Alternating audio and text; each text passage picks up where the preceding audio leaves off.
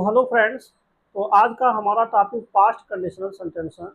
तो आइए हम समझने का प्रयास करते हैं कि पास्ट कंडीशनल सेंटेंस में हम कौन कौन से नियमों का प्रयोग करते हैं। दोस्तों, अगर कोई भी हिंदी का वाक्य पास्ट कंडीशनल सेंटेंस में हो तो हम प्रायः पहले वाक्य को, अर्थात जो वाक्य यदि या अगर से शुरू हुआ है, उसे हम पास्ट परफेक्ट टेंस अर्थात हैड प्लस वर्ब की थर्ड फॉर्म का प्रयोग करते हैं, और जबकि दूसरे वाक्य में सहायक क्रिया वुड हैव के साथ वर्ब की थर्ड फॉर्म लगाते हैं। तो अब आइए हम आपको कुछ उदाहरणों के बारे में समझाते हैं। अब जैसे उदाहरण नंबर 1 आता है, अगर यह कहना हो कि यदि वह पढ़ा होता तो वह अधिक अंक लाता।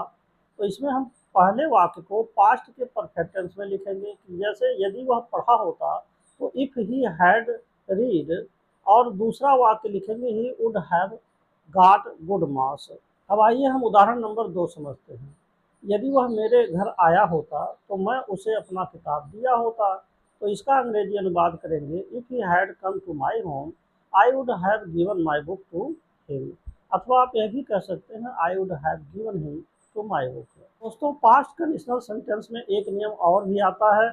जैसे अगर कोई पास्ट कंडीशनल सेंटेंस के अंतर्गत किसी व्यक्ति के कुछ होने या बनने की बात हो तो ऐसी स्थितियों में हम इस प्रकार नियमों का प्रयोग करते हैं। अर्थात पहले वाक्य में हम सहायक क्रिया वर का प्रयोग करते हैं, और जबकि दूसरे वाक्य में सहायक क्रिया उड के साथ वर्ब की फर्स्ट फॉर्म लगाते हैं। अब आइए इनको भी हम कुछ उदाहरणों के द्वारा समझने का प्रयास करते हैं। अब जैसे उदाहरण नंबर 1 आता है, अगर यह कहना हो कि अगर मैं पक्षी होता तो मैं आकाश में उड़ जाता। तो यहाँ पर आप देख रहे हैं पक्षी के होने या बनने की बात हो रही है। तो ऐसी स्थितियों में हम इसे लिखेंगे if I were a bird, और इसके बाद लिखेंगे I would fly in the sky. तो आप देख रहे हैं इस वाक्य में पहले वाक्य में वर आया है, और जबकि दूसरे वाक्य में सहायक क्रिया उड के साथ वर्ब की फर्स्ट फॉर्म आया है। अब आइए हम उदाहरण नंबर 2 समझाते हैं। अगर यह कहना हो कि अगर मैं तुम्हारा भाई होता तो मैं तुम्हारी मदद कर देता।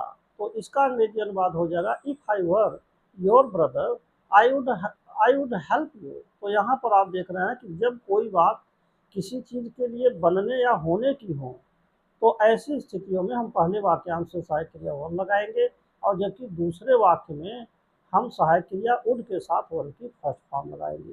दोस्तों, नंबर 3 आता है फ्यूचर कंडीशनल सेंटेंस। तो इसका प्रयोग हम आपको नेक्स्ट वीडियो में सिखाएंगे। तो यह छोटा सा वीडियो आपको कैसा लगा, कमेंट में आपका इंतजार रहेगा। And thanks for watching this video.